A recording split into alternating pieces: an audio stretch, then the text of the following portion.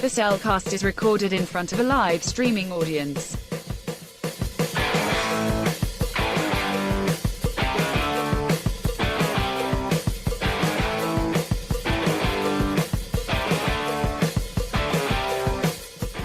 Hello and welcome to another episode of The Cellcast. Joining me today is a man who, well, he just wanted to play some basketball, but he kept getting wet. And in this weather, that's just not going to work. Welcome, Jacob. Sometimes you just don't get the forecast right. Am I right? Well, those kids did say they wanted to make it rain. That's true, but not in that way. Not in that way.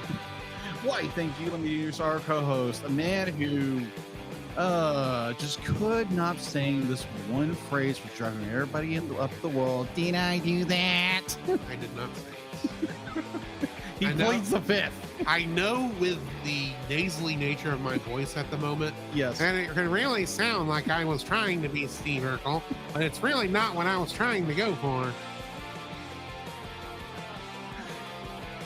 And I'm really not getting Steve Urkel, if we're being honest. No, a little too southern That's there. because I am a southern white boy. Let's be honest. Yes. Anyway. Oh, we're starting off great tonight. Of course, we always do. So yeah, tonight we are reviewing a brand new film. Yes, this film has only been available to watch for what, 2 weeks? It's Maybe three. Maybe three, because it was able to stream on November 21st. Okay, so let's just say a month. By the time this comes out, it'll be about a month. It'll be all month. Urkel Saves Santa, the movie. Mm-hmm. I have questions that we will have to ask later. Mm-hmm. Because if you're going into this thinking that this is going to be the animated Family Matters reunion, It's not. I understand why now that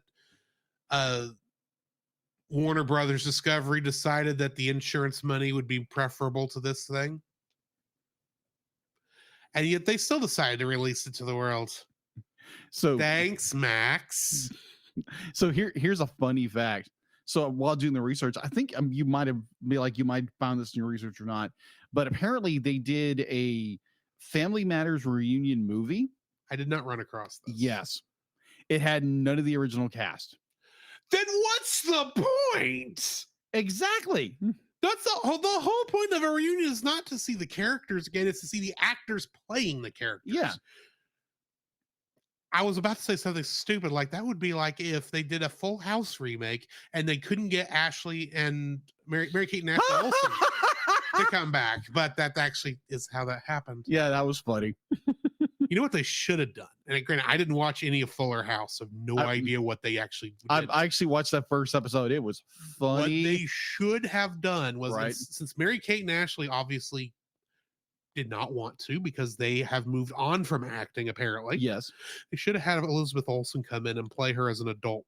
Oh, that would have been hilarious. That would have been hilarious, and she'd have done it. Yes. If they had thought to talk to her. It's not like she hadn't been on that set before. That is true.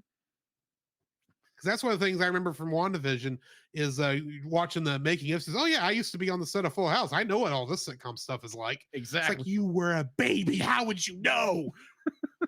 Well, she grew up on the set, so that's true. That's true. Either way, yes, that would have made far more sense than what we got.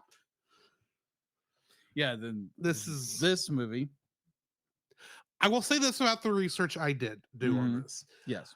This is not coming from a vacuum, at least with this version of the Steve Urkel character. Okay. Steve Urkel, as a character, did appear in a Scooby-Doo and Guess Who episode. He did? With Robo Urkel. Or Urkelbot. That's what his name is. So that is technically this same Urkel. I'm curious if this Urkel was better. I've not seen the episode. Me either. So I have no idea. That being said, Max, Scooby-Doo, and Urkel. Yeah. This does not sound like a good combination because we know what they did to Velma. And I do not mean the character, I mean the show. Yeah. I'm not even a big Scooby-Doo fan, and I feel offended because of that show. But anyway, you ready to go ahead and just jump into the spoiler-free section on this? Yeah. I'll just skip the spoiler-free section and go straight to Phil. That's what I nearly said. I think you have the ambition to roast this movie. Let's just say that, it is a Christmas tradition to at least roast something on an open fire. This is going to be a fun episode. Certified fresh and spoiler free. As you can imagine, this is my first viewing of this film. And I can do it from here. And I want to read you two texts that I sent Jacob as I was watching this. Mm-hmm. If I can find it. That's not it. That's not it. There you go. Thank you. First one. 6 minutes into Urkel Saves Santa is already pitiful, just giving you a bit of a warning. Mm-hmm. Secondly, not kidding. This is like an hour later. Yeah. Not kidding. If not for the podcast, I would have shut this off a long time ago. This is bad, folks. I'm not saying it's Leo the Lion bad. Yeah. But it's bad. I am not saying don't watch it. I'm saying get a bunch of your friends who like bad movies together and riff tracks this thing. That's what I'm saying. Mm. Rip this thing to shreds because it deserves it. Mm. If you can even find it, because that's the thing. I don't know if you can actually make fun of this very well. But we're going to try, or I will.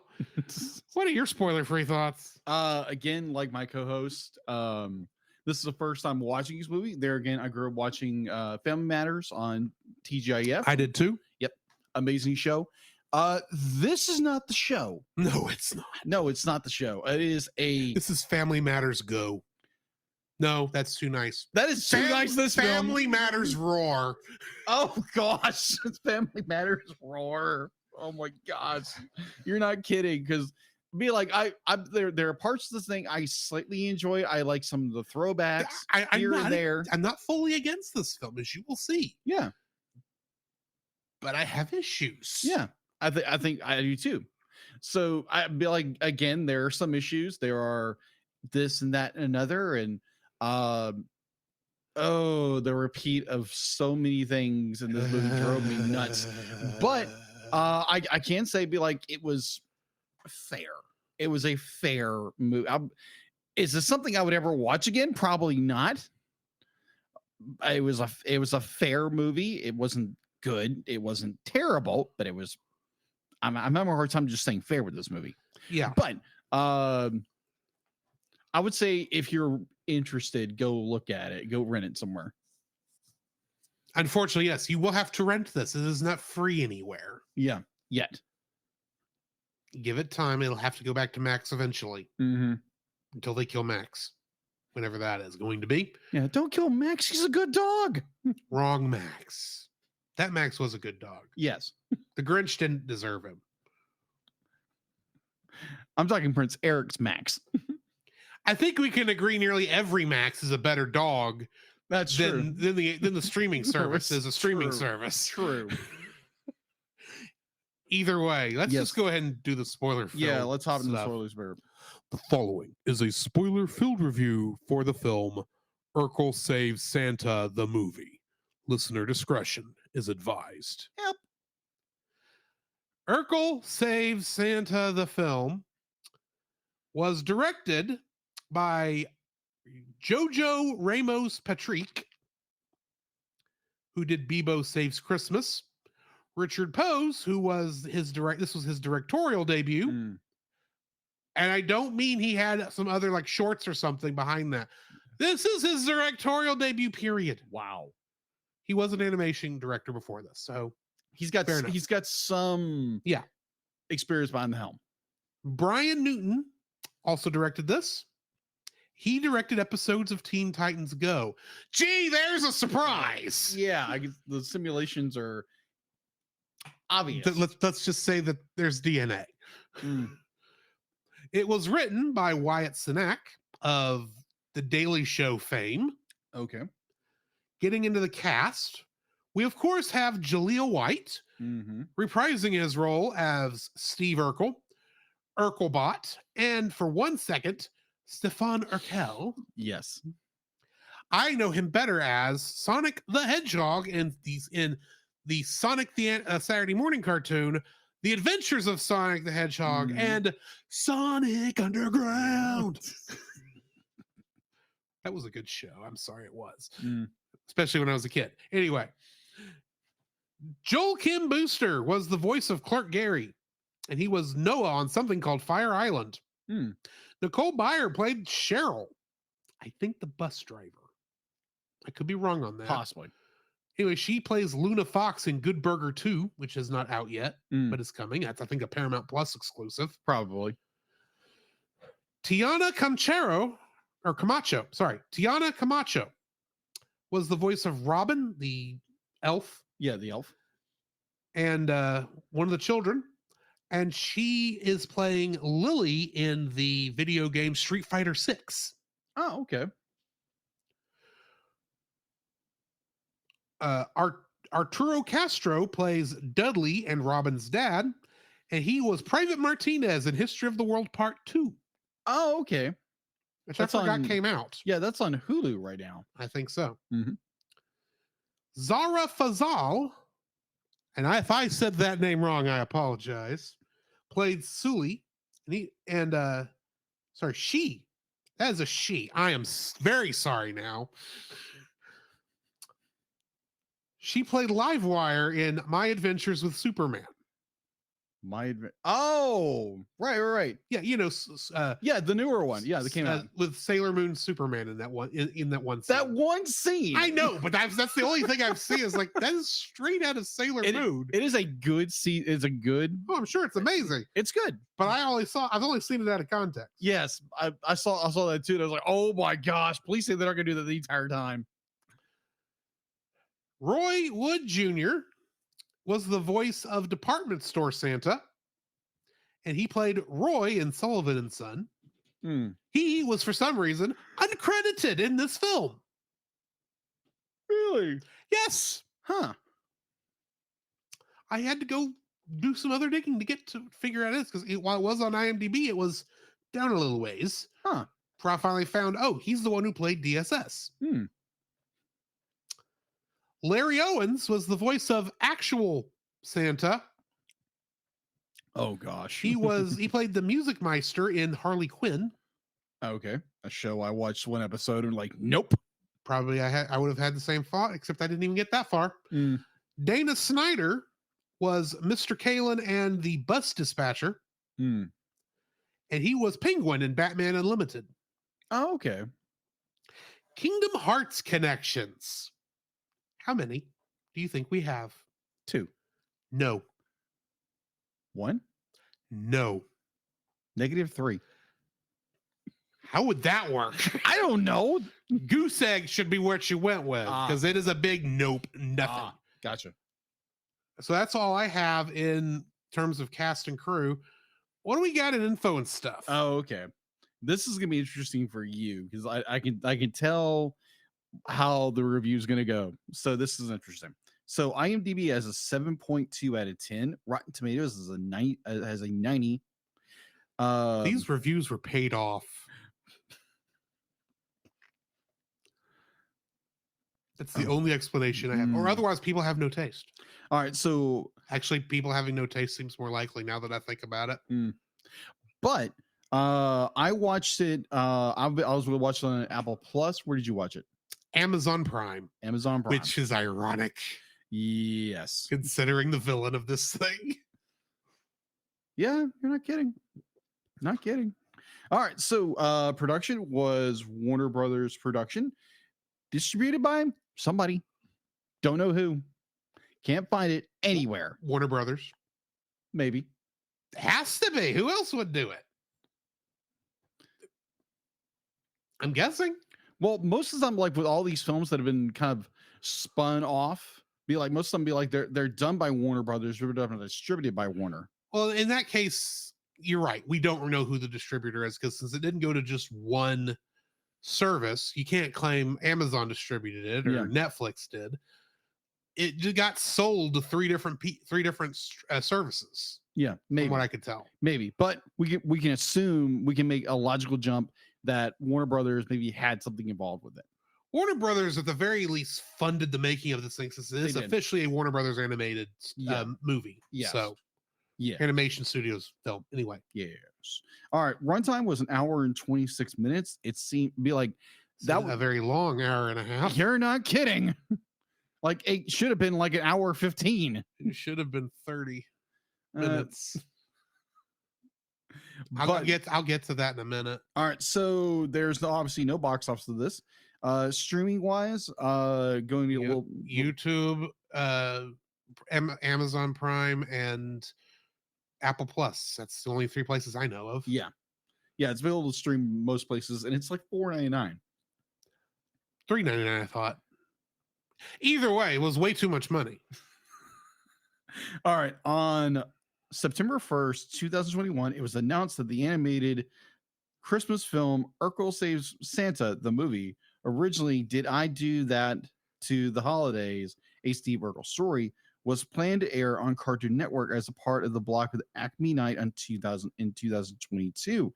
It was set to release on HBO Max. However, on August 22nd, 2022, it was announced that the film would not be moving forward on HBO Max and would be shopped elsewhere due to the Warner Brothers Discovery merger. Thanks, Warner Brothers. If I could talk. Warner Bros. Discovery instead released the film on digital starting on November 21st, 2023. The only thing I could think of was a prequel. Was its original source was Family Matters from 1989 to 1997. Pretty much. Yeah. That's all I have for info and stuff. All right, getting into the very short summary because no one's done the big plot synopsis like I usually put. The holiday season is here, and brilliant but accident-prone Steve Urkel has already ruined his local celebration by publicly humiliating a department store Santa at his local shopping mall. Surprise, surprise to nobody. In his attempt to make things right and score some nice points with the big guy in the North Pole, Steve invents a device that helps people spread holiday cheer, but it only manages to make things worse. Using his big brain and even bigger heart, it's up to Steve to help the city rediscover the holiday spirit. Yeah, that's what I've got for summary. Trivia. You already said my trivia. It was originally a Max original, but shelved for the insurance money. Yes. It was originally named Did I Do That to the Holidays, a Steve Urkel story. And that's all I've got for trivia. Okay. What's your first like for this film? My first like would be the little references they would go from Family Matters, even though they didn't get any of the original cast to do this thing. Incorrect. Jaleel White was here. Besides Jaleel White. He is a member of the original cast. I know that. But it's like, I'll get there when I get there. I have a feeling we're going to have we'll get there. We will get there. We will get there. So my first like is like when they reference the musical cue for Family Matters or the Family Matters logo or just the font. Just the font. They would use the font, or they would use like the two scenes where you actually either Stefan is referenced or you see him twice. Yeah. And I thought that was very. You mean Stefan Urkelbot? Because it was the Urkelbot that turned into Steve Urkel. Stefan Urkel in this. You do remember this, do you? No, because is in the movie or in the show? The movie. At one point, that's right. He does turn the Urkelbot opens up, and Stefan Urkel steps out of it. He says, Yes. "You can call me Stefan Urkelbot." That's right. It's like, what? No. This is some Battlestar Galactica remake level stuff going on right here. But overall, I like the references. I like the references going back to a far better show than this movie. Okay. So yeah.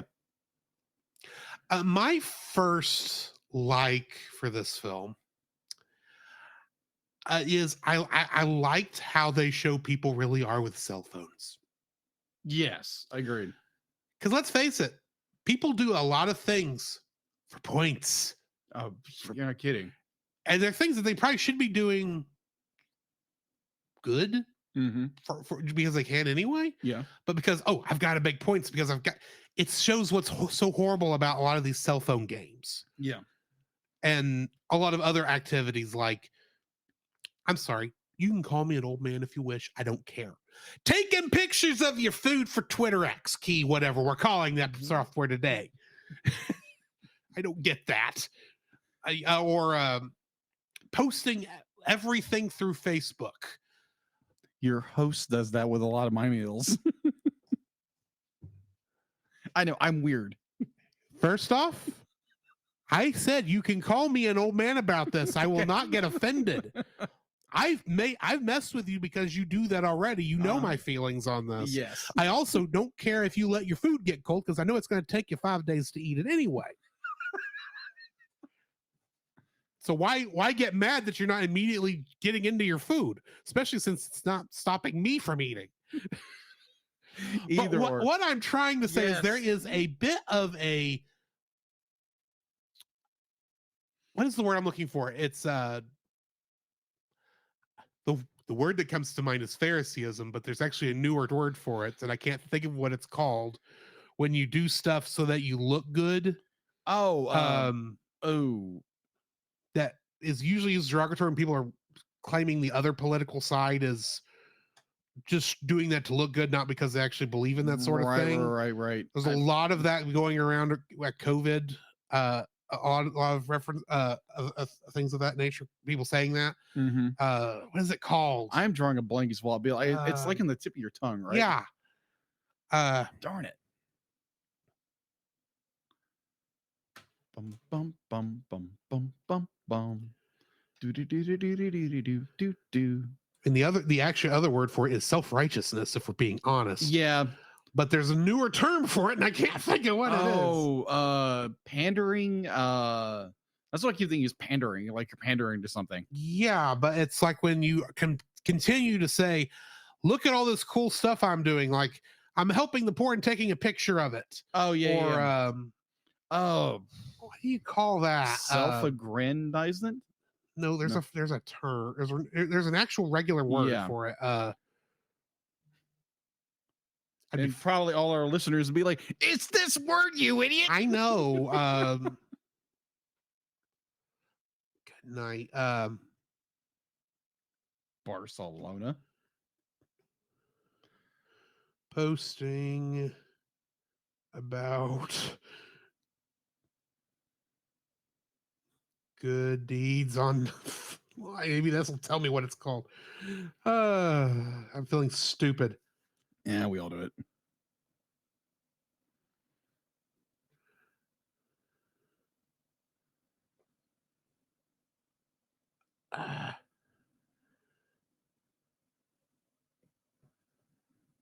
Anyway, I'll think of it later. But people they're more worried about showing how good they are than actually doing good. That's 9/10 of the thing about this is you're not of the theme of this movie is you doing right because are you doing good because you care about somebody is more important than doing good because it gets you points. Yeah. That's my first like is they actually do a good job of showing what that looks like when you're not doing that. I would agree with you. Definitely when the point where Urkel's come to the realization, it's like, oh, what have I done? Yeah. And it turns from this Urkel-ish show to a horror, like you're in a mall and it turns to a horror film. And I was like, oh, that was clever. I thought that was clever. All right. So my second like of this movie. If I can go back to my notes. um Kind of going with the spirit of the character of Steve Urkel, like they capture that and they capture the essence of Urkel in a way where it's a guy who is constantly be like he's this goofball who doesn't quite think things through. He just does it, and he causes trouble with it, and he overcompensates with it.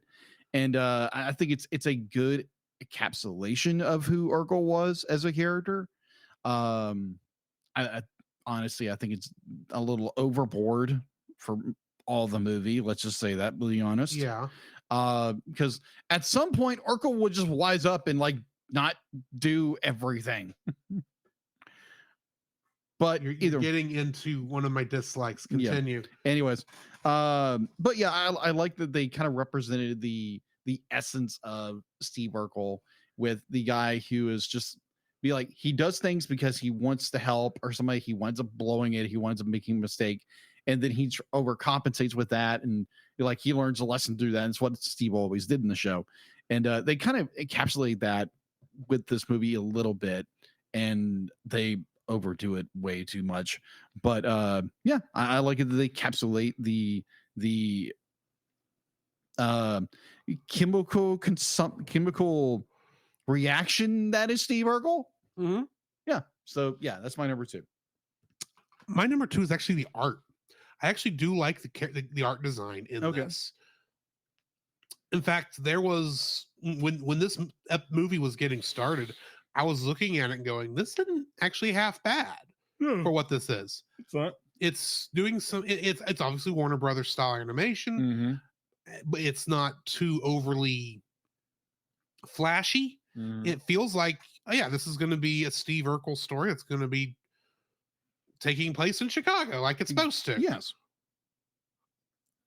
And it, even when it goes into its crazier moments, it actually flows in a way that makes sense and works. So yeah, I like the art style in this. What's your third like? My third like, and kind of going into animation, because I wrote one thing down, and I was like, nah, this seems better. A particular scene where I think Urkel has like encountered Santa, aka a Yeti Santa, which is okay, kind of weird, but the point where the animation shifts into kind of a claymation time for a moment, I was like, wow, this is really good. I was thoroughly impressed with that. I was like, because it's still 3D animated, but it has this feel and texture of I'll be honest, I wasn't sure. I'm still not sure looking at that if that's just 3D animated but made to look like it's stop motion. Because I mean, the Lego movie was 3D animated but made to look like it was stop motion. Yeah. And it could be that's what it was, but honestly, it looked pretty spot on to full on stop motion claymation. Yeah, it's that scene where it does become claymation like. I really appreciated that, where they took the time and the texture and the time to do that, and I was really appreciative of that, and I was like, wow, this is really good. Can this movie stay this way in some capacity? I guess not, but no, why would it do that? Yes, but yeah, that when the movie goes claymation, I was like, okay, I'm impressed. I'm impressed with that. So what is your third like? My third like for this is, if you have a third like. I do have a third like, actually. No, my third like for this is yeah, you said that, and of course it just left my head. No, my third like for this is actually Jaleel White playing Urkel. Oh, okay. I think while he is definitely older than this character is supposed to be, and they definitely had to pitch shift his voice to get it up to the right pitch for this. He is spot on with how this character is. He understands this character so well. Granted, it's the one he played for 8 years. It's the character, one of the characters he's the most well known for. Yeah, it's his most iconic. Between that and Sonic, he has no offense, man, he has nothing else. True. Although he did show up in an episode of Psych once. Yes. and he does have some other little shows or movies that have been like in there, but you can tell he knows this character very well, and he's playing it as respectful as the script allows. Yes. He's still granted he feels like Urkel was at the beginning of Family Matters from what I remember. Yeah. And he is supposed to be about that age. Yeah. But it feels like he's right where he needs to be, right where he's supposed to be. Yeah. And I appreciate that. Okay. So shall we rip this apart? Let's go into this, shall we? I want to start. Okay. This movie's title lies. It does. Thank you. He does not save either Santa Claus in this film. No. Either department store Santa or the real Santa. No. Honestly, the original title, granted longer and maybe doesn't look as good on a movie poster, Did I Do That to the Holidays, is more accurate title for this than Urkel Saves Santa, because he doesn't save Santa. Santa doesn't need saving. Yeah. It's literally he runs into Santa and Santa helps him in a situation. Yes. Which is stupid. So yeah, that's my first dislike is the title lies. Yeah. Urkel is not having to save Santa. I At least with Ernest Saves Christmas, which it deals with another intentionally annoying character. Yeah. Whose antics cause trouble for everyone around him, including the Santa Clauses in the film. Right. He actually is responsible for saving Christmas in the movie. Urkel does not save Santa. No, it's not. And it's completely misleading. And admittedly, and I'll get into this a little bit more in a minute, when I saw that this was called Urkel Saves Santa, I was expecting it to be, and seeing the two people on the cover, granted, I was fairly certain department store Santa was not going to be Carl Winslow, and the elf was not going to be Stephanie. Yeah, that's what I was thinking. That was her name. But I figured they were going to be as close to those as close to those characters as you could be with them actually not being those characters, right? Because they look like that on the cover. Agreed. And I'm thinking, okay, maybe what I'm thinking of as department store Santa, maybe that actually is Santa Claus, and maybe the elves are on strike or they're not going to make their production time in time. And the Stephanie elf, for lack of a better term, is we'll come across a video of one of Urkel's inventions, says, oh, this guy can help us. And she gets him up to the North Pole. One of Urkel's inventions causes all the trouble and causes Santa to get into some trouble, and Urkel has to be selfless in order to save him, and that's why the title is called that. I was also expecting this to be about 30 minutes. 45 minutes before I hit play on the movie and then hit pause again, because I want to know how long it is. And it's like, this is an hour and a half. How are you going to get an hour and a half out of this? Well, I guess we'll find out. Filler, that's how you do it. Yeah, you're not kidding. So yeah, this movie is not what was sold to me. That's all I'm saying. Extremely misleading. My first dislike bait and switch. Bait and switch. There we go. That's a better word. Bait and switch. Or flat Liza. To quote a previous episode title of this show, along with a certain Will Ferrell elf movie, this movie sits on a throne of lies. All right, so my first dislike of this film is the catchphrase is way. Oh my gosh, I counted 7. They use 7 of did I do that the entire time? I was like, Jiminy, and only one of them was done where it worked. Yeah, exactly. It's just it was so irritating. Like when you text me, we were first 6 minutes into this film, because it colored my view for a minute and I was watching it, and then it just kept going and going and going with this, did I do that? Or it's set in the background or something like that. I'm like, it's oversaturating the phrase. Be like, a catchphrase is said once, maybe it's twice. Yeah. Not 7 times the entire film. The rule is 3. Yeah. That's the rule, because the first time, That's funny. Second time, okay, yeah, you get a repeat. Third time, okay, the joke is done. Yeah. You do it a fourth time, you better have a good reason. Yeah. And it is the joke is ran into the ground, and it is as an example of a joke that actually did it correctly with the fourth time. Yeah. Sorry, continue. It's by the seventh time I'm infuriated with this thing. I'm like, really? Stop with it's a great catchphrase when you use it once or twice in an episode, not 7 times in one film. You've killed the joke already. Stop. Yeah. So yeah, they kill a catchphrase. That's my first one. We'll be killing it more because I think that's going to be the episode title. Mm-hmm. Anyway, my second dislike. Oh boy.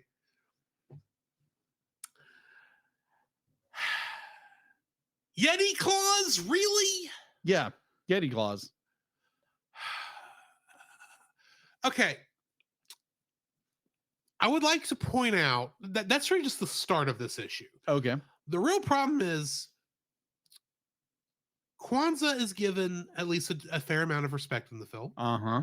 Judaism with a Hanukkah is given a fair amount of respect in the film. The 2 or 3 other the Japanese New Year is given fair amount of respect. There is even a mention, at least in one song, that all this is based around the solstice, which is the pagan festival that technically is part of the reason why Christmas is at this time of year. Okay? Roughly, yeah. Let's be honest. Yeah, roughly. Yeah. Christianity gets no respect in this whatsoever, or for that matter, the Caucasian Christmas at all. And I'm not saying that as like we're somehow better or worse than anybody else. That's not what I'm saying. First of all, we do not celebrate the birth of the baby Jay-Z. Jeez, that was so insulting. That was insulting when it started. Bill, I understand they're trying to make a joke, but it just like, continues this really, really bad joke. Because later on they go, oh, we can go caroling Jay-Z songs. We'll even let you sing the curse words, Urkel. It's like, it took me a minute to catch it. It's like, oh, we'll go caroling. We'll even let you sing the curse words. I'm going, what? What Christmas carol has curse words in it? Yeah. And goes, oh, you're talking about Jay-Z songs. Why? And then here's the thing. Granted, Santa Claus has been interpreted many different ways. Yes, and can be, yes. And can be. And this is not the first time he is a magical creature in a lot of instances. Is a fairy in a couple of them. They call him a jolly old elf, which technically would make him a fae, if we're being honest. Yeah. Yeti, really? I mean, it's like you took the Krampus and Santa Claus and rolled them into one. Yeah. Which may be their thought process with the Krampus and that. I don't know. It's just, I'm looking at it and going,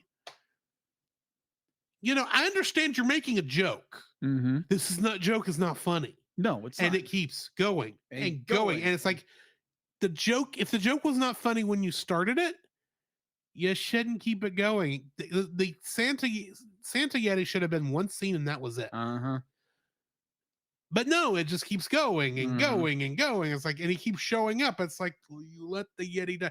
Granted, I did like the joke about how, I say I like the joke, but it does actually go against one of the other things about Santa Claus, because you know the phrase, he sees you when you're sleeping. He knows when you're awake. Yeah. Dude, I ain't got no internet up here. How are you making... I mean, granted, he is explaining why even the naughty kids are getting presents. You want to know what's interesting, though, about the coal thing? Because I mean, we've both... we know the research. We know why coal is given to naughty kids in their stockings. I believe so. Yeah. Because Saint Nick, who was doing this, that, the whole Santa Claus mythos is based off of, the... Is he German? I think he's German. He's German. The German theologian who felt bad for a lot of the kids in his area, so he gave them toys in their stockings and coal, so that they could light their fires and stay alive. The coal was as much a present as a wooden duck. granted, you kind of follow through with that because, oh yeah, I give presents to everybody because I don't know if you've been good or bad. But then the elves on the shelf are going to be really pissed that they've been doing this job for nothing. Right. So let me bounce off what you just said. I'm kind of bouncing all over the place just because they changed so much of what I would consider Christmas, but they didn't make fun of any of the others any more than, references here or there. Yeah. But they just completely disrespected Christmas itself. Yeah. Oh, I agree. Like one of my down list was they had this fear of saying Christmas.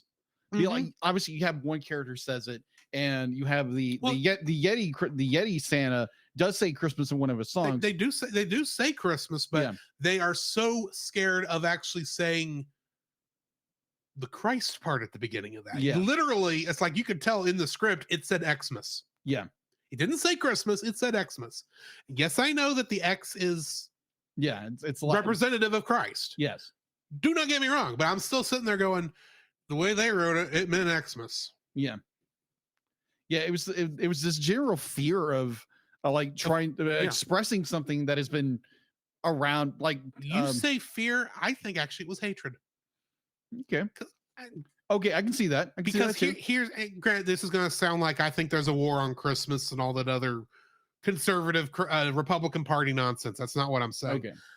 But I do believe as things are getting worse and worse that Christianity is getting a bit of a hatred on it from the secular world. And honestly, I kind of understand why. Yeah. Both from how some of us Christians act. Yeah. Or some of us who claim to be Christians. Right. How they act.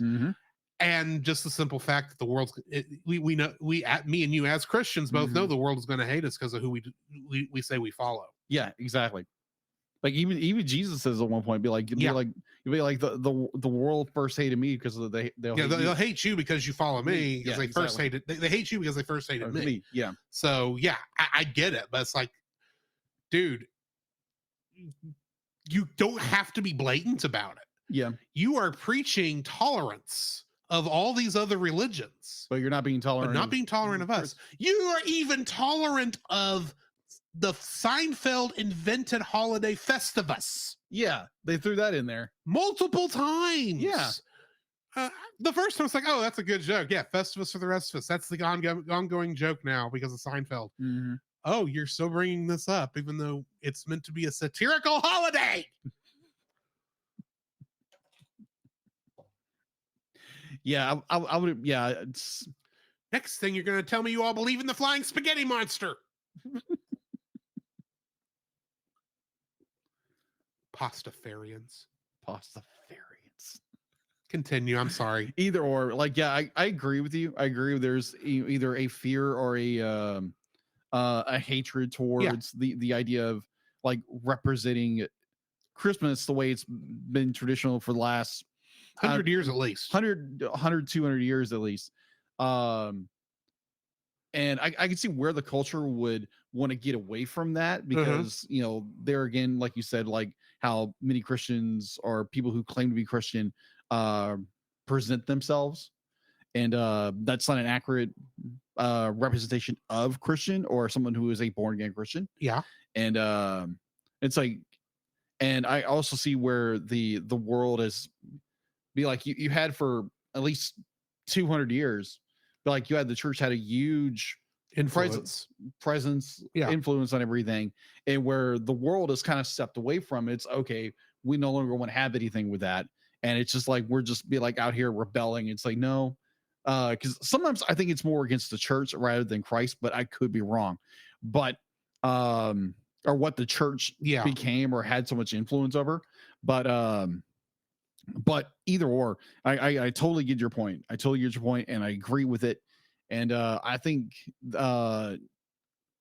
Christmas, as we know it, be like anybody who celebrates Christmas should be celebrated the way it should be. Like it doesn't matter if be like you're using a different ethnicity for Santa or whatever. Yeah. That's fine. Be like, I don't care if Santa's black. I'm sorry, I don't care. Yeah, because we live or Asian or giant or Yeti, really, for that matter. Yeah, but I think that when we if you're going to represent all these other celebrations come out around December, Mhm. or they put them in December because Christmas was in December. So everybody, or I could be wrong in that, but I think it's like you should represent it and not be like, it's like, oh, because this is, XYZ, trying to throw a political thing in there, but represent everything and not just one And equally. and equally true.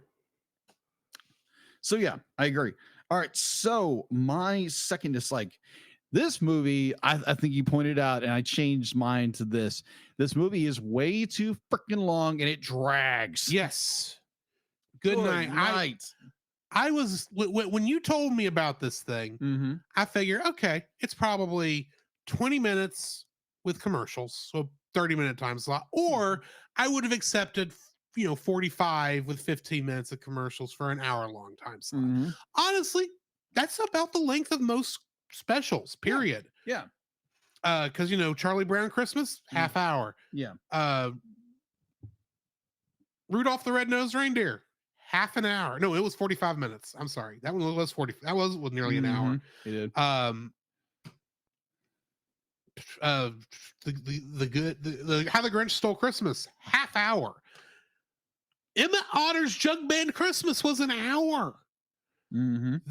It's an hour and a half, and the first half hour, they don't even get to the problem until the first half hour is already passed. Yeah. The real meat of the story is not until after a half hour has already passed. Yeah. Granted, they're setting up why Urkel is in the position where he wants to make that thing, but anyway, sorry. Yeah, the story itself drags way too much. The third act, it's like last Monday's review. It was like, just trim the fat on this movie, you might have a better film. But the jokes are too long, the gags are too long, they repeat themselves way too much. Just by the end of this movie, it's just like, just end already. Be like, the suffering of the blade going into my shoulder blade is not comfortable at this point. Can we wrap this up? But no, it's got to keep going and go. It's like a really, really bad Energizer bunny. It just keeps going, and it's gonna annoy the crap out of you. Now, granted, the idea of Steve Urkel is he's an annoying character, but you learn to love the guy. Yeah. And like to be lovable, even if he's annoying. Yeah. Be like a granted, be like, we do get that after an hour and a half. Almost like an hour point, we finally get to see the Urkel we're supposed to be seeing. But Jimini's, this movie is way too long. It's way too long in the tooth. It's like they're trying to sell all these different stories, like the last movie we did. What was that movie again? The Star. Yeah, there's way too many plot points going on at once throughout this entire movie, and it is just it's like the movie is trying to drag out the runtime for the sake of, oh, we got to make this an hour 30 film, so we got to throw in more stupid crap. Just make it a 45-minute film, trim the fat down, obviously the director be like, this is more the writers than anything, because the writer, it's just like, you're trying to throw in way too much at one time. It's like, are you expecting this to be picked up as a TV show? Honestly, it feels like it. Like, this could have been like a pilot for a TV show. It wouldn't have been the first time that a Christmas special it ended up being a backdoor pilot for a television show. Oh yeah, agreed. Doctor Who tried to do it in the 90s and it failed. Oh, that wasn't a Christmas movie, but yes. No, but this the same premise. Yeah. Trying to do a special. But oh my gosh, this movie just drags. And it almost stunts its story in order to tell a longer story. And it is so pitiful by the end of it. Like, Urkel finally learns his lesson. Oh, he finally defeats the bad guy. It's like, weren't you supposed to be saving Santa? Yeah. And it's just this millionaire tech mogul guy, And it's just like, oh, because Urkel made an app and that drags on forever. And then be like this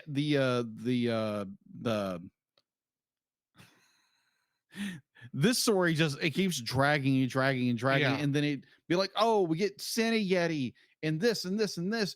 Just it's too long in the tooth. It's too long of a tooth of a film. It needs to be shorter, and I think it'd be more comparable and more palatable of a film if it was shorter. But no, this is an hour and an hour 36, 37 minutes. I'm like, when are you going to end? Yeah. That's my second dislike. It's too freaking long when it doesn't need to be. Okay. Right? Be like if you're a I get what you're saying. if you don't need to repeat yourself if you're heading back into another loop. right. Yes. Sorry, I do have a tendency of like looping back what I said before. But yeah, it is way too freaking long. Trim the fat, and you got a better movie, but they didn't. What is your second dislike? Third. I'm on third. Oh, you were on third. I jumped ahead. That's right. No, my third dislike for this is the fact that it won't stop winking at the audience. Oh gosh, you're not kidding. Look, guys, I know this is a comedy, but the best comedies for me are the ones that take themselves seriously. It's not you're not. It's one thing to pause for laughter. Mm-hmm. It's another thing to pause for laughter you know is not there. Or you think is there, but you know it's not going to be. Right. And to make sure people are laughing, you hit them over the head with the reference. Like the moment when they say some, I don't remember what exactly it was, but they said something about rebooting nostalgic properties and something. And immediately the TV on the upper sidewalk of the mall starts playing the Family Matters theme with the logo. It's like, huh? You see what we did there? Ha ha ha! You see? Ha! Wasn't that funny? Ha ha ha! Shut up. Urkelbot is in this too much because they're trying to make too many jokes with him. Yeah, agreed. And they all come off as winking at the camera. It's like they're taking the worst aspects of every animated sitcom and they threw it into this film. Fair. And then tried to have an adventure story where Santa Claus is a Yeti. And in some ways, that was just a joke in and of itself. They thought, oh, wouldn't it be funny if Santa Claus, instead of being a big, jolly old elf fat guy, was actually a Bigfoot? And it really goes nowhere, does it? It goes nowhere. It means nothing. Yeah. All they get is a cultural appropriation joke out of it. Yeah. In a kid's show. You don't need a cultural appropriations joke in a kid's show. And this is going to go into your bonus fourth bad thing with this. I have no idea who this thing is being aimed at. Yeah. It was made to go on Cartoon Network, so it's obviously supposed to be for kids. But nostalgically, it is looking back at a show from the 90s, which means you're aiming for the 45 to 35 crowd. All right. Our age. Granted, maybe the thought process is, oh, I used to watch Steve Urkel when I was a kid. This will be good for the kids to watch. We could watch this as a family. Yeah. If this was going to be a family movie, why are there so many adult-ish jokes all the way through this that aren't funny either? No. Not to mention, as much as I like Jaleel White's performance as Urkel himself, because I think he does a good job with it, he cannot sing in that voice. No, he can't. And we have to hear it a lot. Oh my gosh. You're not kidding. Oh my gosh. And it feels like when they started, they made this a musical as a joke. It's like, can you imagine Steve Urkel singing? And then they didn't realize they were so, to quote another movie, they were so interested in whether or not they could. They never asked if they should. Yep. Agreed. And the one thing you can definitely say about anyone in this film is that none of them were very clever, be they boys or girls. Wow. You're not kidding. I would have rather had an animated Jurassic Park comedy than this. For fun, just bring Chris Pratt in. He's already in the movie franchise anyway. Make it the I think I said Jerry Goldsmith. That's not his name. Goldblum. Yeah, Jeff Goldblum. Jeff Goldblum. Make it the Jeff Goldblum Chris Pratt hour. Oh gosh, Just those two racking on each other while dinosaurs are chasing people in the background. oh my gosh. So You can still have Santa Claus be a Yeti in that too. you could. It would make more sense, and it would go somewhere. Maybe. I will say there was one other tiny little thing I did like. I know we're on dislikes, but I liked how his elves were Lord of the Rings elves. You're not kidding. They were. That was funny to me. That was kind of funny. That's the thing. It's got all these references. Uh-huh. Two different things. They're subtle enough that they thankfully don't hit you over the head with them. True. But when you notice it, it's like, you did that because you own Lord of the Rings. Yeah. You did that because, wouldn't it be funny if? Mm-hmm. Here's a question. You should be asking not, would it be funny if? It's like, is this funny? Because some of this stuff is not funny at all. No. You're supposed to be a comedy. That's the end of my ranting. So and you'll note I did not play a certain audio clip that we borrowed from friend of the show. Because it's not that bad. Agree. But I'm still not happy about it. Yeah.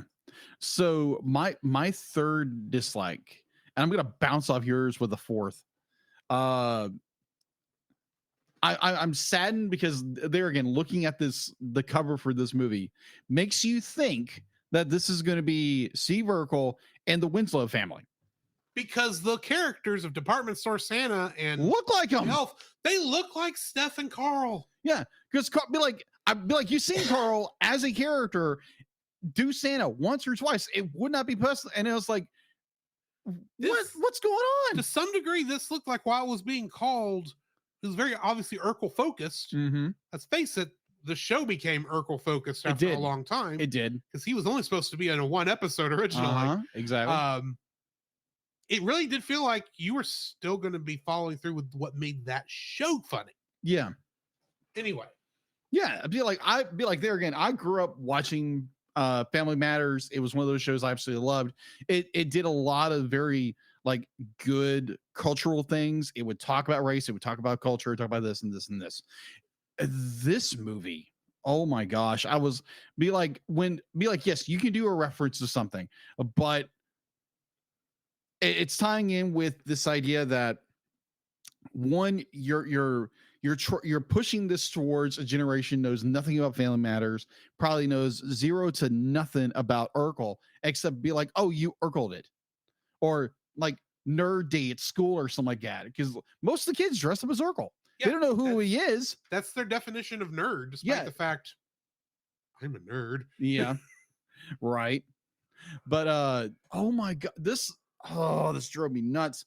Because if you're going to make a movie about Steve Urkel, be like, you have to put the characters in there somewhere to make it more sense when they're in for context. Yeah, for context. Because if you're not, because what made Urkel funny in Family Matters was not Urkel by himself. Yeah, it was how the other people, the normal people, the normal family reacted to him. Yeah, and how they eventually would come to love and respect him. Exactly.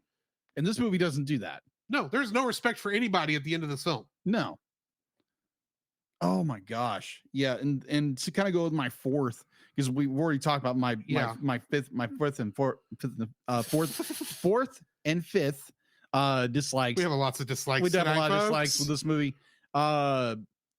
It's a very terrible musical.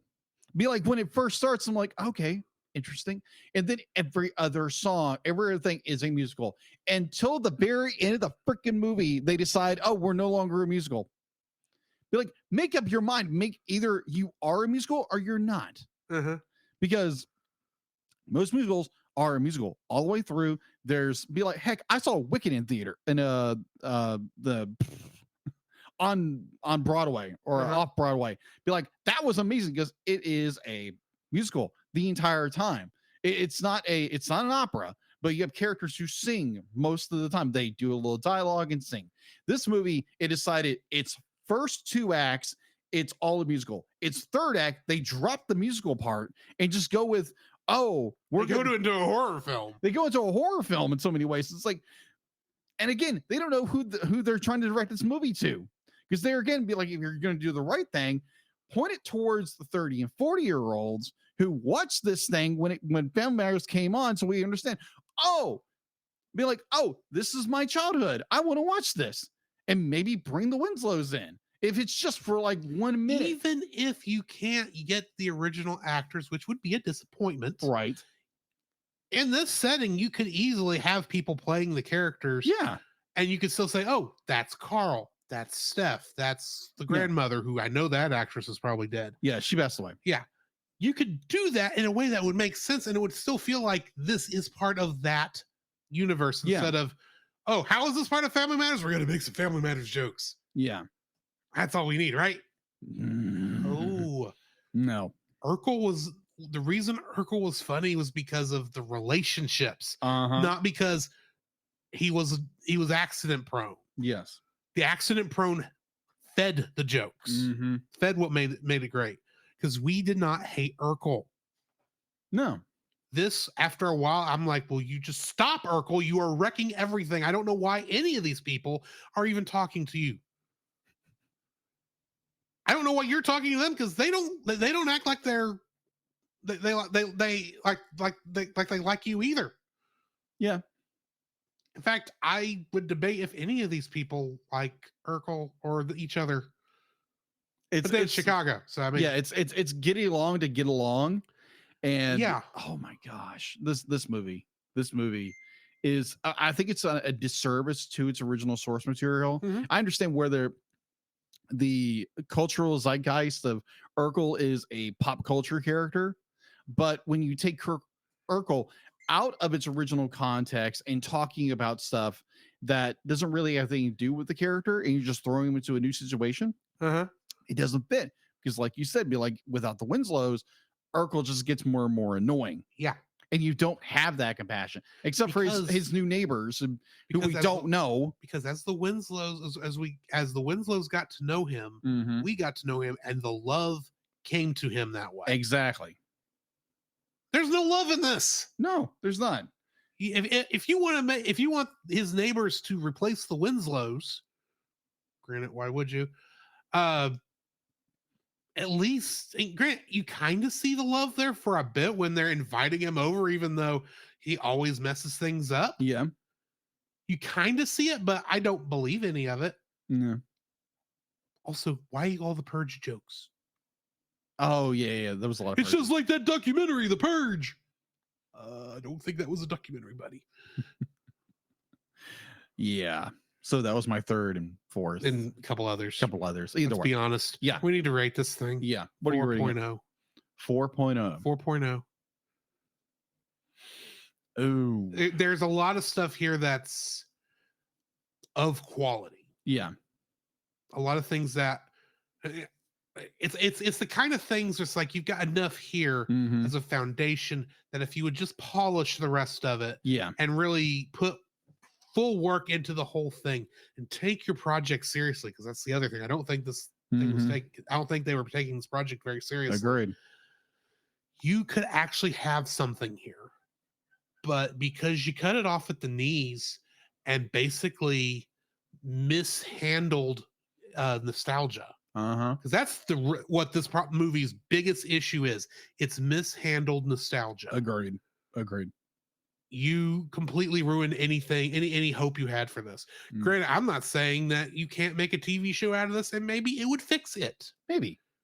Because obviously this feels like a first draft on, like we said, a pilot. Yeah. In so many ways. But honestly, I don't see how this could really take off the way it currently is. Well, with how current even if you were trying to breathe new life into this for a new franchise by making a new series where you have to reintroduce Urkel into the zeitgeist. Yeah. This was not a good way to do it. No, it wasn't. And that's probably what it comes down to, is that when I say I don't know who this is for, it's because it's not our Urkel that we grew up with. And it's not really introducing the Urkel character in a good way to a new generation. So I really don't know who this is for. Yeah. Anyway, 4.0. What are you rating it? I'm gonna give it a 4.5 just because there's parts of this movie it's like, okay, I like this. The rest of it's just like, wow. So yeah, 4.5. All right. Next week is Christmas. So we're off. And the week after that is New Year's. So we're off. We gave ourselves a 2-week break. And then when we come back, we're doing Indie Shorts Month. Yes. Again. And we're starting off with my pick, which, yes, I will send you YouTube links so you can find this thing. Excellent. I got 2 videos on here from our first one. That will be Haloid. Haloid. It is a... would you know who I meant when I said Monty Ohm? No. You know Ruby. RWBY? Yes. You know how the fight scenes in there are like really, really good? Yes. This is that guy. Oh. Before he got hot, this is probably what this and another one of his series he did called Dead Fantasy, which was combining Dead or Alive with Final Fantasy. Interesting. Is what got him noticed. Because technically, Ruby is his anime before he passed. Okay. But yeah, this is one of his early shorts. It was on GameTrailers.com. That website is gone. And it does not appear that website left after he passed. Okay, I heard about this, yeah. So unfortunately, whoever has the original video has never uploaded it to YouTube. So we are looking at basically somebody else's copy. Gotcha.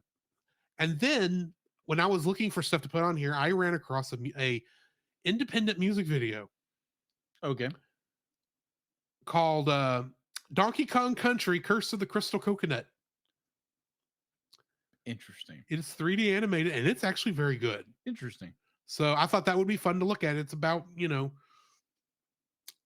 a pirate who has to fight a monkey over his jewel he finds. Okay. And you can tell when you're watching it, it's meant to be mimicking the old Donkey Kong Country TV show. Okay. But it's actually animated a lot better than that, which honestly wouldn't take much. But yeah, that's what we're reviewing when we return in 2024 for the Cellcast, a month before our 5th year reunion, our anniversary. Yeah, that's awesome. Of this podcast. Can you believe we've almost done this for 5 years? That is incredible. Yeah. So yeah, that's what we're going with next time. On the other side of the bumpers, we will be talking about, of course, what we've been watching, some news, and then a certain robot angel fighting thing. Actually, let me rephrase that. We'll be talking about a fight that I actually know better than Shinji, because I think I fought that angel more times in Final Fantasy XIV than Shinji was able to, and I didn't have to shoot it with the entire energy of Japan. So let's get to that. We'll hit that on the other side of the intermission. This podcast is a proud member of Culture Box. Whether you enjoy geeky reviews, comedy, or original fiction, you can open up the Culture Box and find something excellent for your soul. Point your web browser to culturebox.media. This week, we suggest checking out the Retro Rewind podcast. Every other week, you can join them as they travel back 15 or more years along the entertainment space-time continuum in their mission to review movies and games, establishing what is still worth watching and what you should just kind of let fall into the ether. Expect fun banter and trivial insights from Francisco, Paul, and a rotating guest hosts who are all out of time. Maybe they'll finally get done with the aftermath of Jared. Okay, then. You don't know what I'm talking about. No, I don't. Apparently, let's just say things have been fun over there. Also, the Cellcast would like to thank the following patrons: Ashley and Francisco Ruiz, Book of Gaming, PaulJPowers.com, and Edwin Gonzalez. If you want your name shouted out on the show, some special art from Jacob, uncut episodes, and the chance to request and possibly be on the Cellcast, you can donate to us on Patreon. Check the link in the description. So, Jacob, I've got a question for you. What have you been watching? All right. So what I've been watching, I'm currently dog sitting this week for a church friend, and she has Amazon Video, or Amazon Prime Video, whatever it's called, Prime Video, yes. Prime Video. So I finally finished up the first season of Invincible, and I was very impressed, because it's telling a good story and it's wrapped up that story, and they've got into a new season. They dropped the new season a couple of weeks ago, or a month ago. And other than that, I've kind of jumped ahead of watching a little more Eva, even and Neon Genesis Evangelion. And yeah, that's about it. That's all I've been watching for the most part. All right. Well, granted, we only had 3 days between viewings. So outside of watching this and doing some gaming of Baldur's Gate 3, the only other thing I've watched was yesterday. Apparently, they dropped a new series on Netflix based off of an old anime that I remember enjoying when I was in high school. Really? About a delinquent, a Grim Reaper, a guy with a rose whip, a little demon samurai guy, some dude who has a pacifier no matter if he's a child or an adult, maybe some spirit guns. The live action Yu Yu Hakusho. I didn't know this was happening. I saw something about that, yeah. But it'd been advertising like the last couple times I got on Netflix for stuff.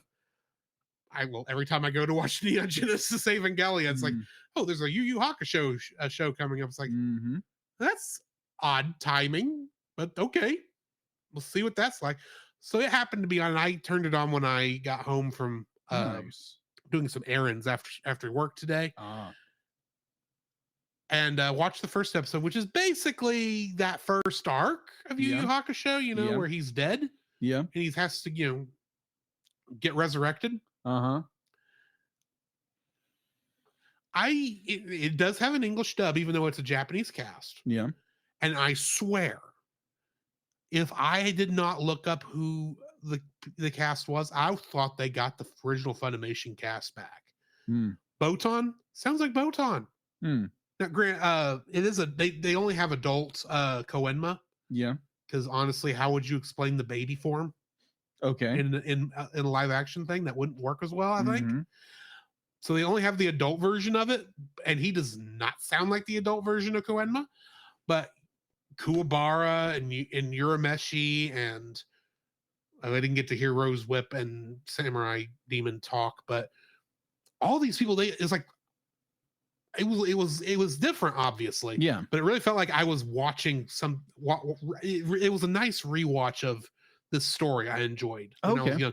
The question is, when we get to what episode 5, is it going to have, just like the anime, degraded back into standard Shonen Jump drag, trying to be Dragon Ball when it's not Dragon Ball and it was never intended to be Dragon Ball. I gotcha. But I'm curious if that's going to happen.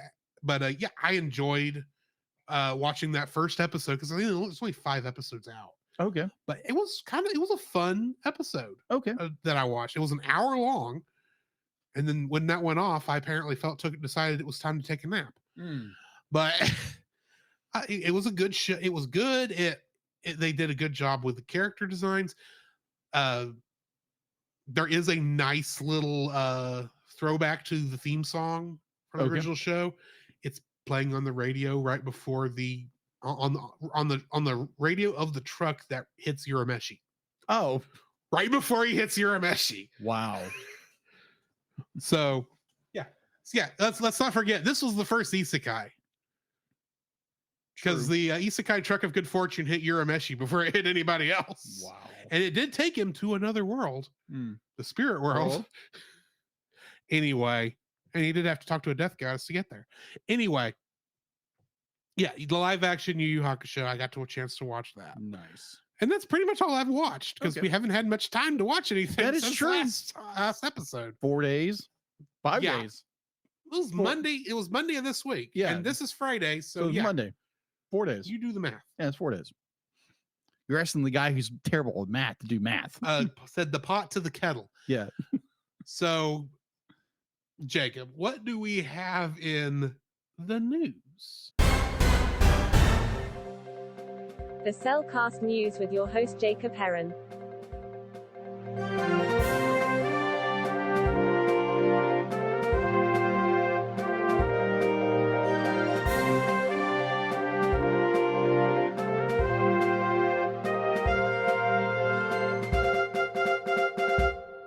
Why, thank you, Deal It. And going into the news. So apparently Paramount released the other day, revealed a teaser trailer and behind the scenes featurette of If, the new live action hybrid, animated hybrid film about what happens to imaginary friends who are left behind when we grow up. Written and directed by John Cusack. The film will hit theaters on May. John Krasinski? Krasinski. That's what I meant to say. John Because Krasinski. it's Jim from The Office. Yes. You're thinking Joan Cusack. Yeah, that's right. Krasinski, right? Yeah, Krasinski. Krasinski.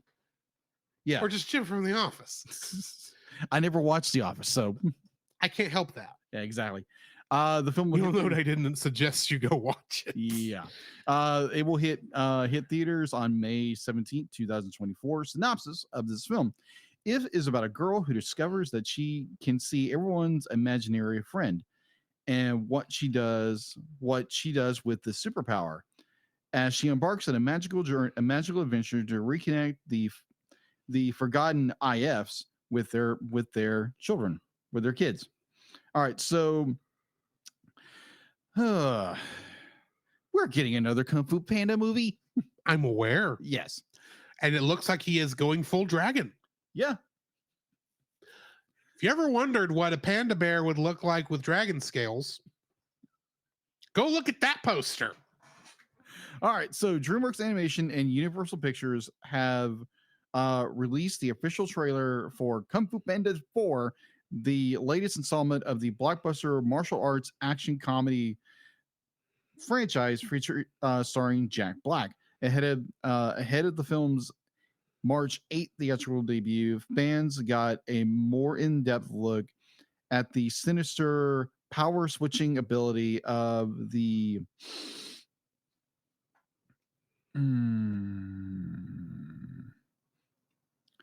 don't you love it when you look at a word, you know what the word is? Point to it. Brink. Chameleon? Thank you. I had the word in my head. I just could not say it for the life of me. It'd be like Pascal. Pascal would be so displeased. Yeah. Chameleon, a crafty new ally for Poe, guides viewers through a colorful city of criminals. And that's all I have for the news. I've got one more for you. Go ahead. Star Trek Prodigy's second season finished production today. Really? Yeah. Huh. So where's it going to be?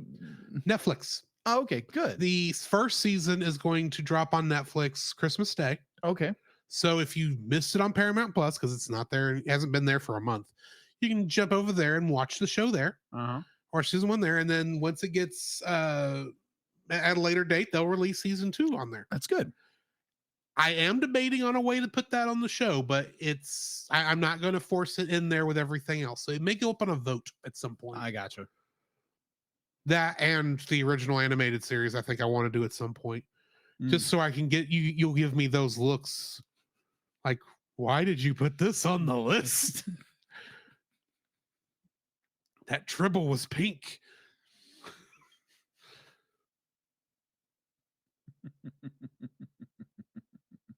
But anyway, so yeah, it is that time again, folks, for us to experience some emotional damage.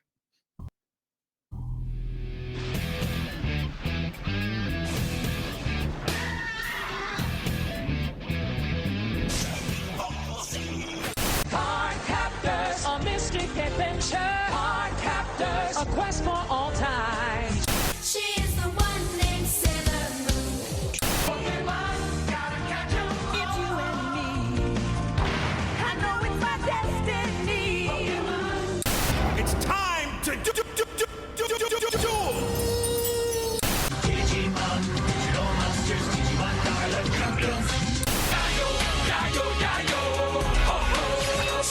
for One Piece.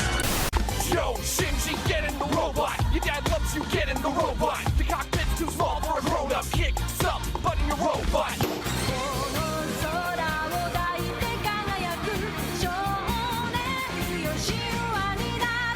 Emotional damage. Once again, the Lost 4 Kids opening clip in that is by Eagle 8 Burger, and Emotional Damage is Stephen Heat. Because that's the one things I feel like I still need to credit who they are. Yes. Because I'm sure you know Rock the Dragon is from Dragon Ball Z, and Card Captors is from Card Captors, and Pokemon are dueling Digimon, and Yeah. and let's not forget gotta go. Oh, set sail for One Piece. I never watched this show on 4 Kids, and I'll never watch the full length version ever. But I know a lot of people like One Piece. And I just think that English theme is some kinds of special. Yes. Anyway. Oh my word. Neon Genesis Evangelion. First episode tonight, Ray Beyond the Heart, aka Ray 1. Yes, that's the English name for this is Ray 1. This episode was written and directed by Hideaki Anno. No new cast for this episode. The angel who appears in this episode is Ramiel. Ramiel's design was a direct tribute to the mech Super X from Future Police, Arashimon. Really? The changes to Ramiel's design in the Evangelion 1.0 movie are even closer to the original, with Ramiel regaining Super X's polyhedral shape-shifting abilities. That's right. Yeah. Now, officially, all this is what this is, but, you know, I, of course, know of one other version of this where this design is kind of used. Okay. Final Fantasy. Oh. The character of Ozma. Okay. Is a super boss in Final Fantasy IX. I, however, fought it in and multiple times, I should add, in Final Fantasy 14 during the Alliance raid. What's the name of that? The Weeping City of Ma'ak, where it's the second to last boss, and it does pretty much everything that this thing does except drill. So yeah, I was like, I watched this go, oh look, it's Ozma. I better run to the right. At least I know the mechanics for this fight. Let's see if Shinji knows them. Shinji doesn't know them. Shinji gets party wipe in the first 5 seconds. Anyway, Ramiel also resembles the blue water crystal in the previous Gainax anime Nadia and the Secret of Blue Water, which Anno also directed. Ultimately, Arashimon is the source. In addition, the same regular octahedral design is seen in 2001: A Space Odyssey. Huh. The version of Fly Me to the Moon in the ADV and Japanese dubs is called Ray Number 5, which technically is a remix, and this time it is being sung by Ray's Japanese voice actress, Megumi Hayashibara. So, yeah, this episode. Yeah. Shinji needs to learn not to step into the line of fire. That's all I'm saying. True. Well, he's still learning how to do this, right? And that's fair. They did not know that this thing, and admittedly, this was like the odd angel that Nerve had seen. So it's not, they only knew at the last second that, oh, the thing's going to hit Shinji just as soon as he gets up there. And it's going to kill him, probably. Try to kill him. But it actually starts off with us actually seeing how, why actually Gendo has to wear gloves. It's because he's got burns on his hands from when he went and saved Ray when the first activation test before the series went bad, which got her injured in the first place. Yeah, Unit 0. Yeah, Unit 0. Which I have to say, now that we've really gotten a good look at Unit 0, I kind of like its design, especially with the 9 object, what do you call those? The digital displays all over, which make no sense in a robot that size to have like 7 segment displays. That's what those are called. Oh, okay. it doesn't make any amount of sense Right. for us for those for that thing to have screens on it to show information Mhm. and change, because all it really needs is a paint job that says Evangelion proto unit 0 or whatever. Yeah. But no, it's got to have the whole thing where it turns on. It's like, y'all had too much fun designing this, Ava. Uh-huh. Y'all had way too much fun designing this, Ava. And I don't mean the animators of this program. I mean Nerve. All I gotta say is wait until you see Unit 2. We'll get there when we get there. We'll get there. Unit 1, though, we've never really talked about its design. It's purple. It's purple. And it's skinny. Of course, they're both skinny. They're but all still. skinny.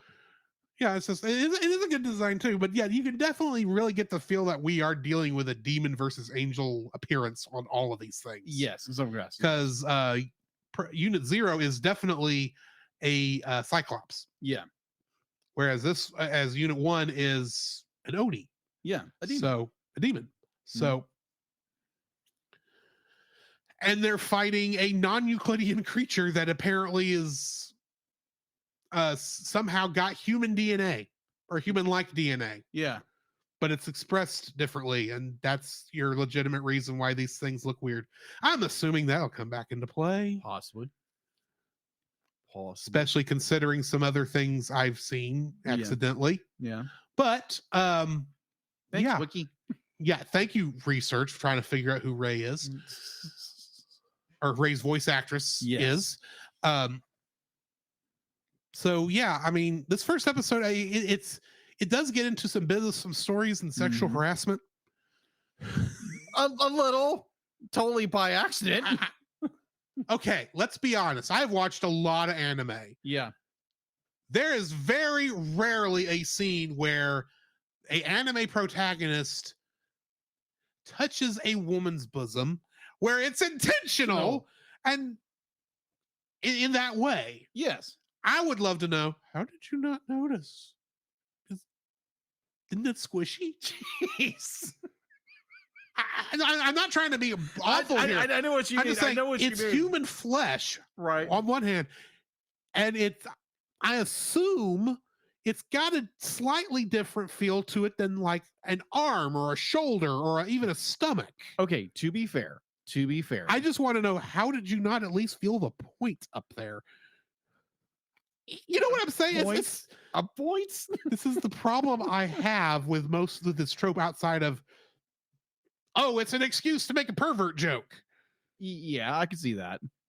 I can see it. But like in Shinji's defense, be like, he goes to the apartment, be like, no answer. He walks in, which is probably a mistake. Yeah. A little bit of a mistake. And be like, oh, he's confronted by Ray, and be like, Ray's more like, okay, don't care. Be like, what are you doing here? She's not thinking, what are you doing here? She's like, hi. Yeah. Don't wear those glasses. Yeah. What are you doing with those glasses? Don't touch those glasses. And I'm sitting there going, And they're I wonder like, if that makes him look like his father, because I'm fairly certain those are his. But we'll get there. Yeah, we'll get there. But it's like that's like you have this very interesting, because you get to know Ray a little bit. Like you get to know her none, but you get to know her. She's an extreme introvert who only opens up to people she likes. Yeah, exactly. Which is why she opens up so much with Gendo, because Gendo saved her life. Yeah. I'm assuming that's what it is. Yeah. I'm recognizing the look on your face. Yes. Which is saying there's more to that relationship, which honestly, I know there's more to this relationship, because it's painfully obvious there has to be. Yeah. Not to mention that video I showed you when we first started. Yeah. Yeah. But either or, be like, I enjoy this episode where it's Shinji trying to understand Ray. It's just like, I don't really know anything about her, and no one really does, because her past's been wiped. I wonder why. I'd have one other little funny thing to mention, and this actually is a callback to the movie we reviewed a minute ago. Mm-hmm. The scene where he's following her on the escalator. I literally popped in my head, because I literally watched this the same day. Yeah. As I watched Urkel. And they're on it, and immediately my mind went, oh, it's a winter wonderland with escalators. Oh gosh. Happy holidays. It's like the stupidest song. Was like, bad writing. And I'm sitting there going, oh, it's a Winter Wonderland with escalators in Nerve. Except that's orange juice, not snow. Anyway. Jeez. Oh my gosh. But like, I enjoy this episode because we lead up to now. Is Shinji injured in this episode? I can't remember if he is or not. Or is it the next episode? He is injured because when the beam, well, no, it's technically the next one. Yeah, it's the next episode. We see him get shot, but I think it cuts before the shot finishes. Yeah, because he pops up in the lift and instantly fires. You don't get to see the injury to the AVA unit. Yeah. So it's a good episode. It's trying to build character, build mystery of like who Rei is and Shinji. At this point, I'm starting to really be like, you start to really, Shinji's coming out of his shell. Mhm. Be like he's starting to like interact with his his friends, his like him like, oh, I can't remember if it's this episode or the next one. Now, granted, I've watched ahead of it a little bit. Yeah. But I'll be holding you back a lot going forward. Yes. But be like Shinji's starting to come out of his shell. And you're starting to understand a little bit what's going on, a little bit here and there with certain characters. Yeah, because I think it's the next episode that we're talking about with Rei 2 that talks a little more about the relationship between Shinji and Masato. Yeah, it's more of the next one because Masato is barely in this episode. Yeah, she's barely in it. But like this first episode, Rei 1 is really good because it does a lot of setup for you. Yeah. And then we get into Rei 2. Yes, let's go ahead and get into Rei 2. Mm-hmm. Also known as Showdown in Tokyo 3. Mm-hmm. Also known as the Sniper episode. Mm-hmm. There is no new cast in this one, as you can probably gather. Now, granted, when I say that there's no new cast in this episode, I'm not saying that there's not side characters and background characters. The thing is, the way I have to track cast lists for this show, it doesn't really make it easy to follow the dub, who the cast is for any of the characters besides the primary and secondary characters with all the different people in there. So background characters I have not mentioned. I have all the actors' names listed, and I am holding off until the last episode of the show to name all those actors. Okay. So anyway, we of course are still dealing with Ramiel in this episode. Mm-hmm. This marks the first angel battle in which more than one Evangelion is used at the same time. Mm-hmm. The shot of the forest being set on fire with the blast resembles a shot from Nadia's Secret of Blue Water episode, The Tower of Babel, an earlier anime series also directed by Anno. According to this, it is going to take a long time for Nerve to clean up Ramiel's corpse. After many angel fights, the angel will conveniently explode and require no cleanup, as was the case with Sachiel. However, on top of the fact that Ramiel did not explode, it is a very massive angel. Throughout the next 3 episodes, there will be shots showing Ramiel's corpse slowly being demolished and cleared away. Mm-hmm. The first words on the screen notifying civilians of the power outage mention Hideki Anno's hometown. Mm-hmm. The Fly Me to the Moon version we get in this is Rei number 6, which is a remix of Fly Me to the Moon with, once again, Megumi Hayashibara, Rei's voice actress, singing it. Mm-hmm. And I listened to these two back to back 3 times to try and get an idea as to what is actually different between these two versions, as they are listed as different versions of the same song. And about the only thing I could make out is that she is singing the lyrics slightly differently in the second version than she is in the first version. Okay. And I don't know if that actually means anything. Okay. So gotcha. Bear that in mind. So we have reached the climax of You Are Not Alone. Yeah. Because up until this point, I knew this story because I've seen it on the movie, which I liked. Because that's like, I liked You Are Not Alone when I first watched it. It's a good movie. And so the reason I originally did not watch the ADV dub when I did is because I watched like the first disc, which was up to episode 5, I think.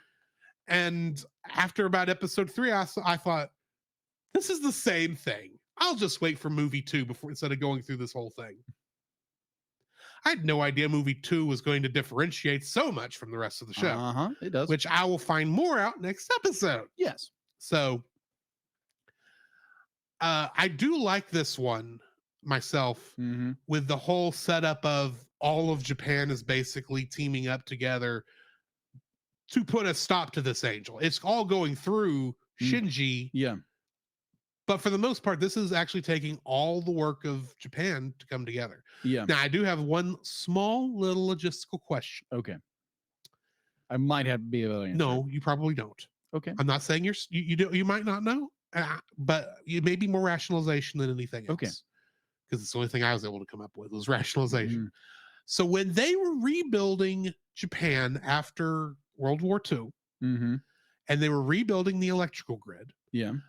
I am aware that they were sourcing the parts for the generators from both America and England. Mm-hmm.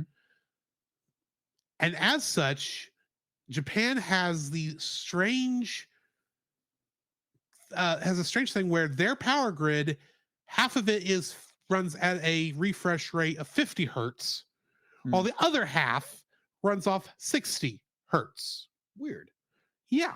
Hmm. So that you actually have to know which part of the country you're in before you plug something in, so you can change a little thing on the back. Now, granted, a lot of that stuff now can automatically detect Yeah. which one it is and make that change. But for a while, you had to know. Yeah. And in some cases, like a light bulb, it wouldn't matter anyway. But computers and such, Mhm. it does matter. Yeah. We are dealing with a very heavy, very powerful electrical appliance. Mm-hmm. And I am guessing, it's the only thing I can come up with, either the second impact actually required them to rebuild that entire grid again and they rebuilt it correctly, or more likely, there's a lot of those temporary things they brought in. Mm-hmm. Some of them had to be 50 and others had to be 60. Otherwise, they're incompatible with one another. Yeah. So in my mind, assuming that their history mirrors ours up to the second impact, Yeah. this should be completely impossible for them to do because the electrical grids don't work together. Okay. So I don't, because Granted, it's still a cool shot when they zoom out and you see all of Japan going dark. Yeah, I agree. Now, be like, we haven't got to the point where they started explaining what happened to Tokyo 1, right? Right. We don't know that. I know they keep mentioning the second impact. Yeah, second to impact. reference Or Tokyo 2, actually. Well, that's the thing. They mentioned the second impact. I don't know what the first impact is. Yeah. So I'm assuming there's a first impact. And from what I remember of the movies, we're trying to stop a third impact. Yeah, you're trying to stop a third impact. Officially. Yes. Officially. I know it's officially because Yeah. I have suspicions that the secret council Gendo is working on actually wants a third impact. Oh. I have suspicions, but we'll see. Suspicions.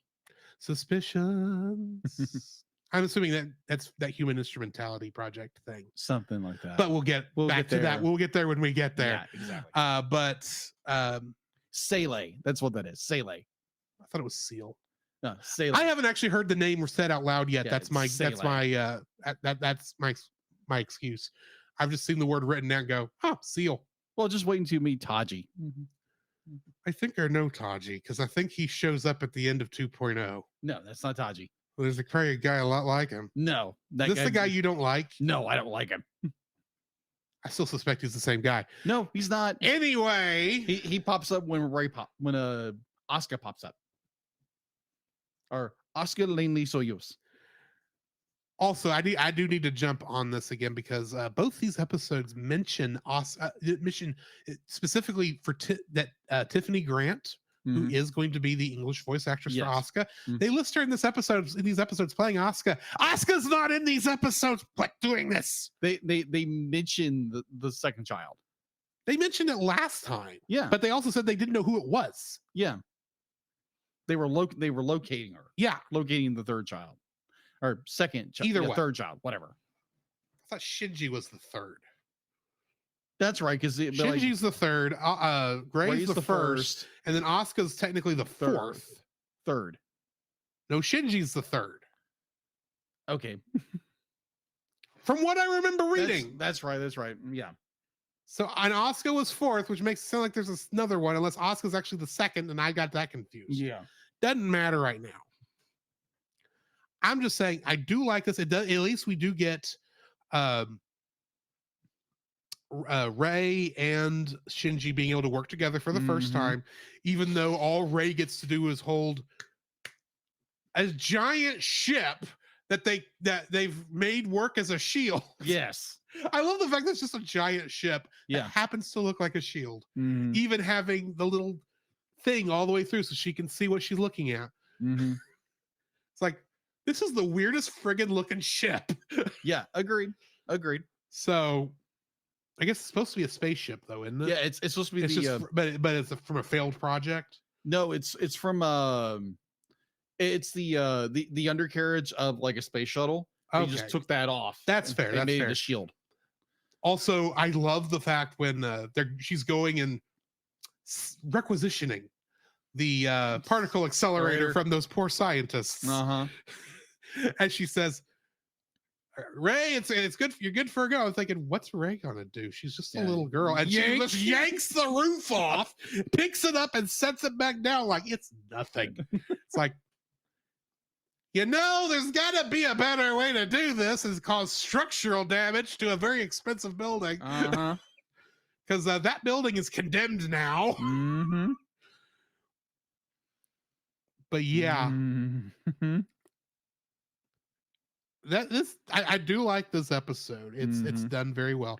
I still feel bad for Shinji because he gets brutally injured, and then it's like, and all he finds out is, in 7 hours you're going to be firing at a giant at that thing again. I will protect you. It's like, I don't know if I trust you yet because I really don't know you, Rei, because you don't open up.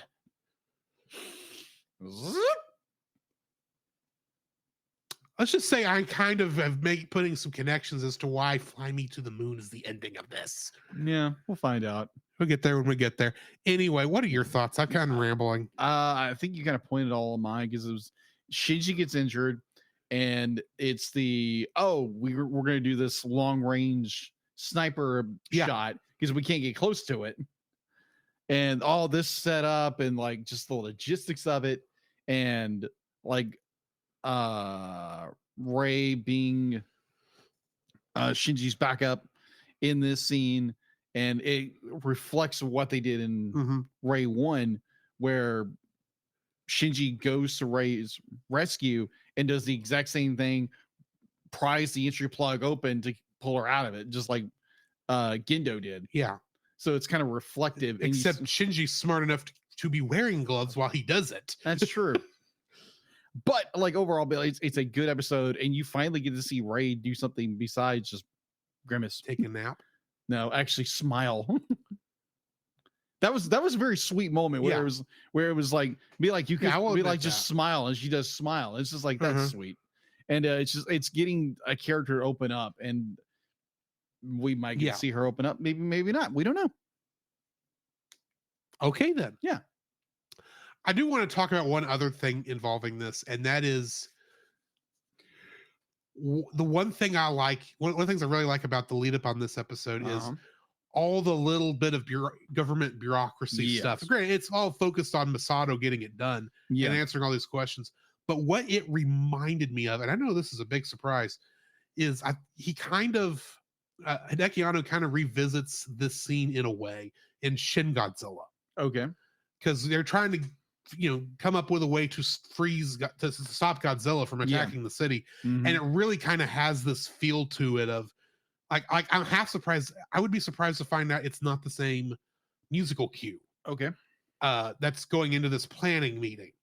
So one of the things I have noted about this is that you can see Anno's love of tokusatsu throughout this. Right. And I'm appreciating being able to see that. Okay.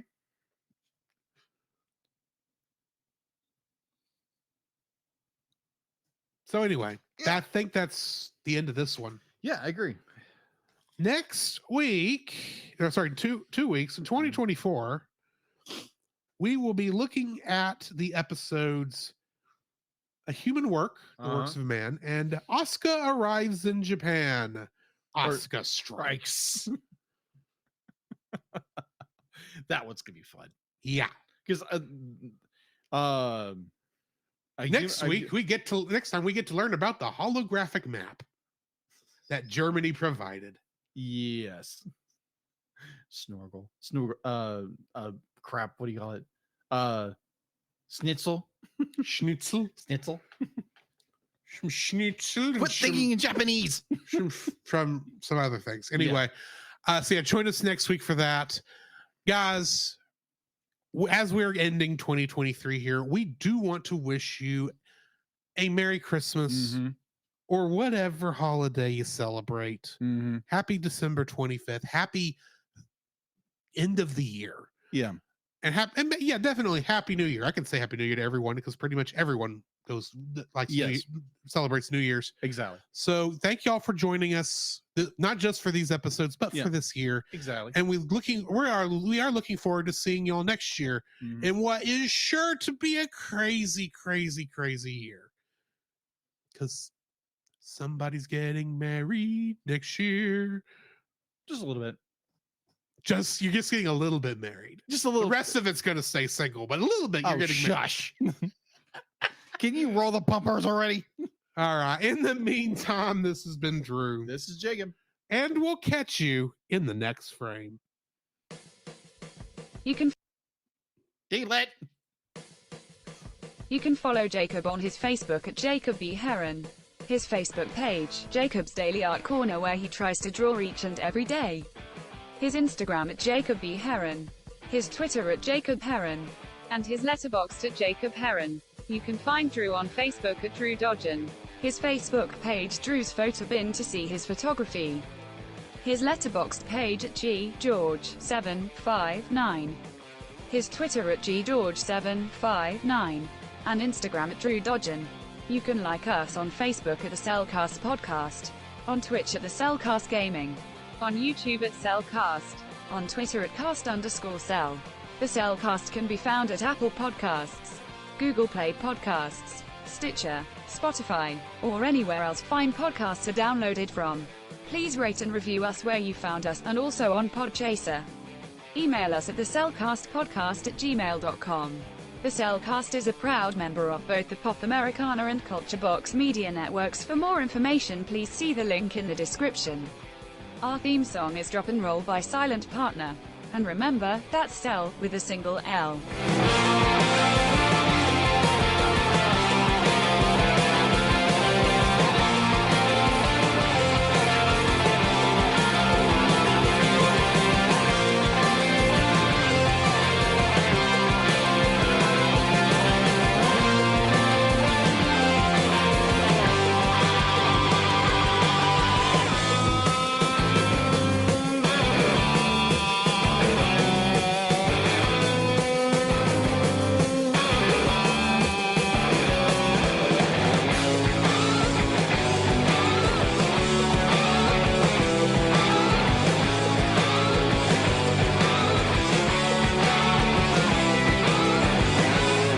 Did I do that?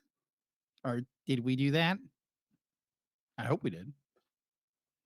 Merry Christmas, guys. Yeah. Thanks, guys.